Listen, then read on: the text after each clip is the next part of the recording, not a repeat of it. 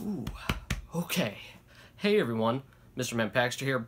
Gonna be bringing you a new video. It's gonna be kind of a new series on this channel. It's gonna be either a monthly or a bi-weekly series. I'm going to be doing these videos just kind of talking about other stuff other than video games. I do love video games. It is probably my #1 hobby, but I do like other things. I do like movies and anime and music and stuff like that. So this is going to be a either bi-weekly or monthly series on this channel where I talk about a few things in short little clips put together, just talking about a few things and how I feel about them. So this one's going to be a little bit short.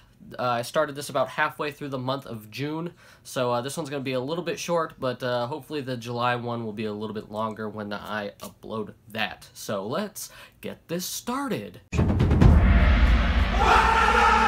Okay, we're going to start this video off with a little bit of a pickup section with the movies and anime and music that I have picked up for the month of June.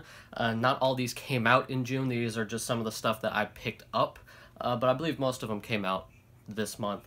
The first one being Akira for Wellness. This may have came out before June. I don't remember. This movie was really good. I enjoyed this movie a lot. This movie has some really awesome shots in it. A beautiful movie, and the guy in this movie, I forget what his name is, but he played like the Hobgoblin in the Amazing Spider-Man 2, or in the Amazing Spider-Man movies, and he's a good actor. This is the movie that convinced me that he is like a real actor. He is good in this movie. This movie is excellent. It's a little bit long, and it feels like its length, but it's an enjoyable movie. I recommend checking it out. Then I have Big Game on here with Sam Jackson and some kid, I don't know his name, but Sam Jackson's playing like the President of the United States of America, which I thought was interesting, so I watched it, and it's okay. I mean, I have a review of this later in this video, I believe, so I'm not going to say much about it, but it's alright. The Lego Batman movie, I haven't done a review for this one, so I'll talk about it right here. Excellent movie. Excellent movie. All I have to say about this movie is it has the Condiment King. Of course, John Wick Chapter 2, great fucking movie, a great series. I can't wait for the third one, which apparently is going to happen, so I am super excited for that. This movie I've been looking for a while. It's one I could have ordered online, but I just wanted to wait till I found it in like the Blu-ray bin at Walmart or something. But I went to an anime convention with some friends. We ended up going to a shop in a mall called Vintage Stock afterwards, and they had it, so I just had to pick it up because this is one of my favorite movies of all time. That is Pulp Fiction. I love this fucking movie. It is so good. Got it for $8. I mean, that's not too bad. That's about the same price I'd pay for it if I found it in the Blu-ray bin at Walmart. So, I love this movie. Who doesn't love Pulp Fiction? Railroad Tigers with Jackie Chan. I have a review later in this video of this, so I'm not going to say much about it. But I gotta say, I'm liking these, you know, the Jackie Chan movies with old Jackie Chan. I'm liking the old Jackie Chan movies lately. The next is anime-related stuff. I didn't really get much music or anything this month. Nothing really came out that I was particularly interested in. No video games came out really in June. That I can really think of off the top of my head. I think Perception came out this month, but that's not physical, so whatever. We got the first season of Yu Yu Hakusho on here. I saw Yu Yu Hakusho a bit back in the day, I believe on Toonami, but I never really got to see the whole series. I only have, you know, memories of episodes here and there of this show, so I decided to start picking up the seasons of Yu Yu Hakusho. Just finished this, so I will be getting the second season here soon, and God, it's good. It is good. This I just picked up yesterday. It is Yugioh, The Dark Side of Dimensions, and I swear in Japan it was just called The Dark Side Dimensions. I believe that's what it was called in Japan. They should have kept that name. The Dark Side of Dimensions just sounds weird. Of is unnecessary in this title, but I've yet to watch this. I just got it yesterday, so I may put a review of this in the next month's compilation video. Hopefully it's good. The rest of these, no. Well, this one I picked up at the anime convention that me and my friends went to. I saw it. and it was relatively cheap, so I decided to pick it up. Tokyo Magnitude 8.0.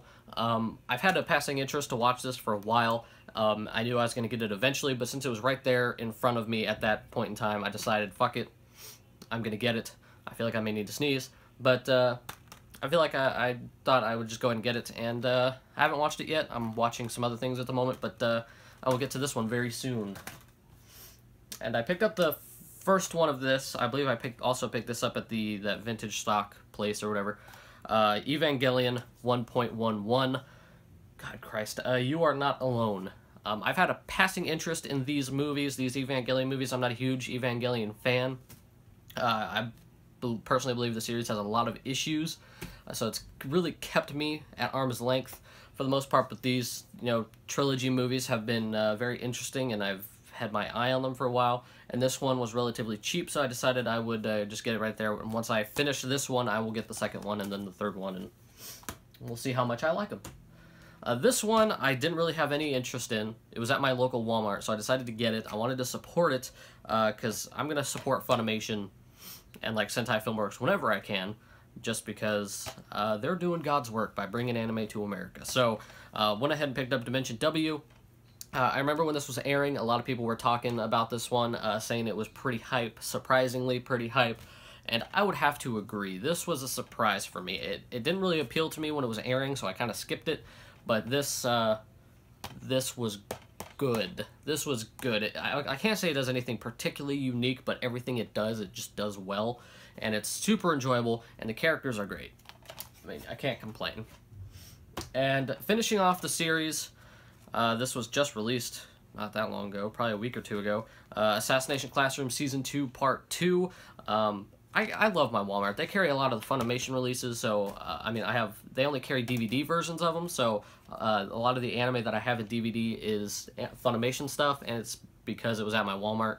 But finally finished this off. I kept myself from watching Season 2 Part 1 until Part 2 came out, so now I can finish Assassination Classroom. I kind of skipped Assassination Classroom when it was airing just because it was...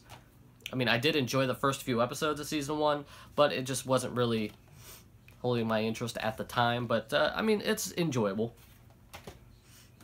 This movie, I remember almost nothing about it because I saw it a long time ago, and I wanted to reacquaint myself with it, and it just so happened they recently released, a Blu-ray, I don't know if it's 20th or 25th anniversary pack for this, but it's Akira, and they had the steelbook version of it, so I decided I got this at that vintage stock shop, and they had the steelbook of it, so I decided to pick this up.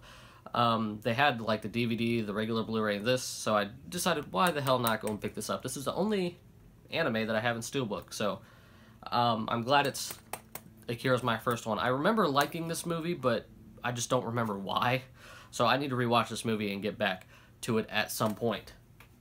But that is going to be it for this section. Let's move on to the next. No. This movie is not good. Don't watch this movie. No. The last 10 minutes are pretty good. While I can't say I recommend this movie, it was definitely an interesting watch. Really, the thing that interested me about this movie was Samuel L. Jackson playing the President of the United States. Which is pretty interesting, because in this movie he seems like a responsible adult, where I would have been much more interested if it was Pulp Fiction Samuel L. Jackson playing the President.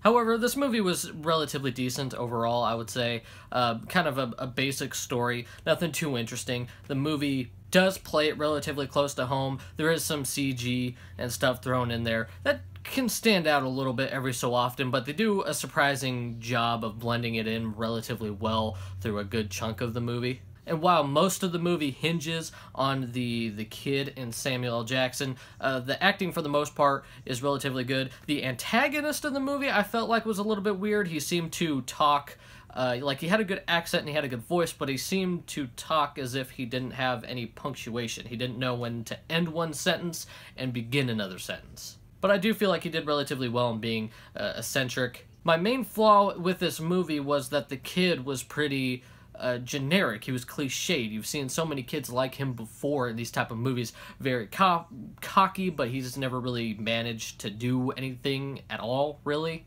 And he can be really full of himself when he really shouldn't be, and he's talking about being a great hunter when he's, you know, that's not really what his thing is. He doesn't really want to be a hunter. He only wants to be a hunter for the sake that his father was a hunter. But I mean, the movie was overall relatively interesting. Samuel L. Jackson does a good performance, and it was okay. Okay, no frills here. This was just an enjoyable movie.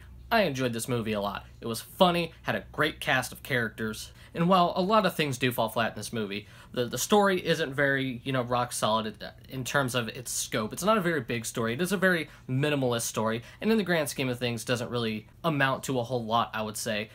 And the CG and some of the green screen work isn't that great. The CG almost always stands out. This was a very modest movie at about $50 million, I believe, and some of the green screen work seemed a little unnecessary and could have been done out completely. But this movie was so enjoyable. Super funny. The comedy isn't, you know, throughout the whole freaking movie, but it's placed in parts where the movie really benefited from it, and I would recommend watching this movie. Jackie Chan in his later years is getting really interesting. He's playing in some really cool movies, like Police Story Lockdown was a really cool movie that I saw, and hell, even Skip Trace, the one with Johnny Knoxville, was at least enjoyable. Not as good as Rush Hour. You can't beat Chris Tucker. But go watch this movie. There's nothing extremely wrong with this movie, other than some CG weirdness and some green screen weirdness. I mean, this movie was fun. The story isn't anything great. It's not, you know, Oscar-worthy or anything like that, but this is a fun and enjoyable movie, and that's one of the best things a movie can do, at least in my opinion.